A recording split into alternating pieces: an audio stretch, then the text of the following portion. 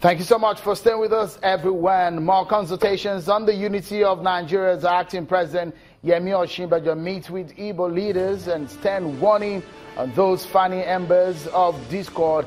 The unity of Nigeria is being discussed, and also on the program, finally, Senate President Dr. Bukola Saraki is left off the hook after the Code of Conduct Tribunal throws out charges against him, discharges and acquits him of allegations of asset declaration fraud.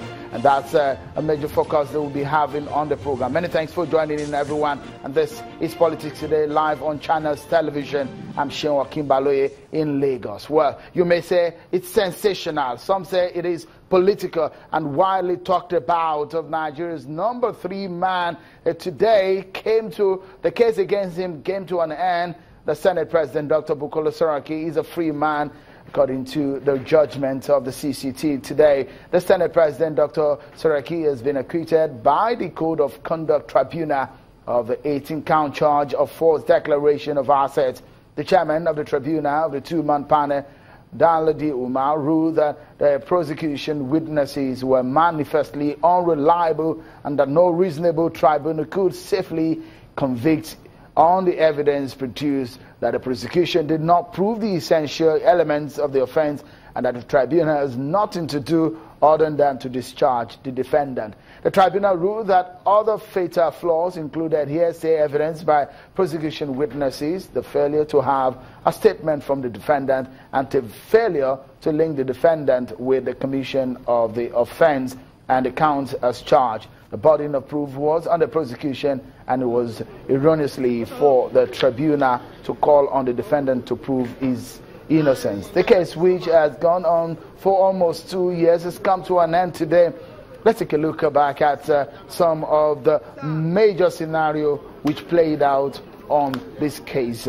On September 22, 2015, the Senate President, the President of the Senate, Bukola Saraki, ducked at the Code of Conduct Tribunal, the CCT in Abuja, over alleged falsification of assets declaration 2003 when he was governor of Kwara State.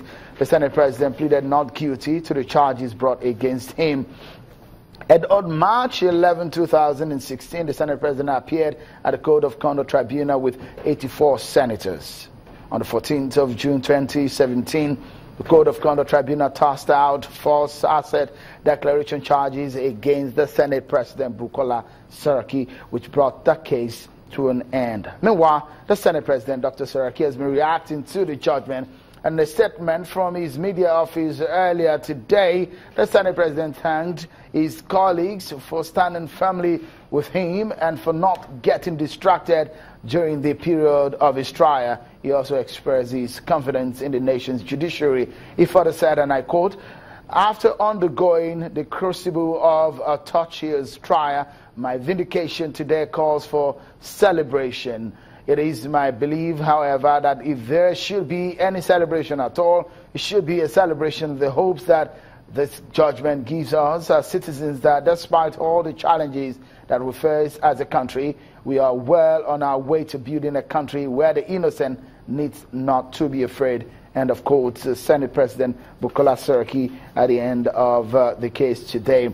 And in his home state of Kwara, members and supporters of the APC were in jubilatory mood, celebrating the outcome of the CCT trial. The chairman of the party in the state, Mr. Ishola Balogun Fulani, says the case is a vindication of the fact that the Senate President is not guilty.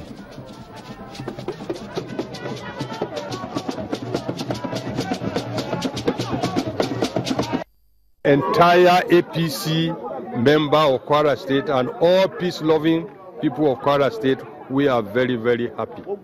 Though we knew that this is a political motivated charges, but God has vindicated us, and it is a plus to democracy. But some other Nigerians are now reacting to the judgment. This one coming from the chairman of the PDP Governors Forum, Mr. Ayodele Fayose. Take a listen to him.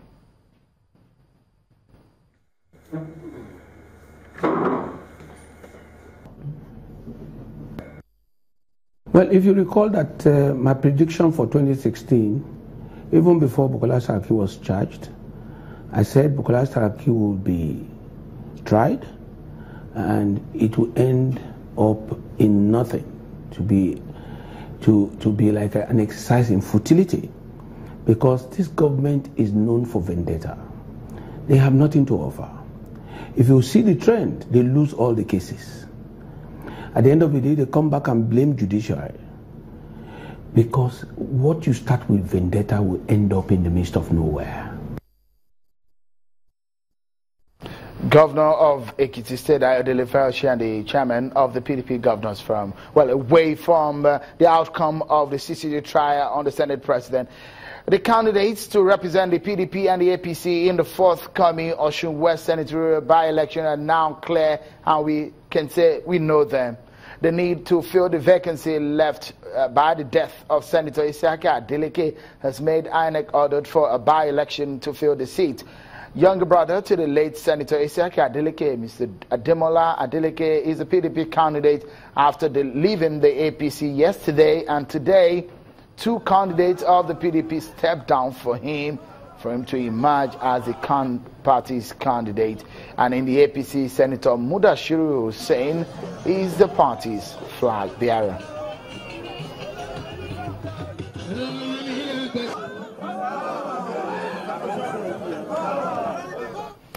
And now to our major story of the day. Today, the acting president continues his consultations over national unity as he meets with Southeast leaders. Yesterday, he met with northern leaders against the backdrop of recent threats by some youths in northern Nigeria and some parts of southeast part of the country.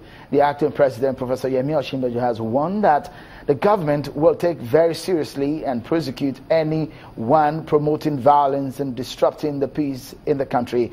Professor Osinbajo read a riot act at a consultative meeting with leaders of and elders of thought from the northern state. The acting president says the ultimatum by a group of youths in Kaduna cannot be ignored and would not be tolerated, because hate speeches can create a never-ending crisis and a war situation. The meeting, which will be a broad series of consultations with other sections of religious leaders, had in attendance the Senate President, Speaker of the House of Representatives, Chief of Staff to the President, service chiefs, and other government officials.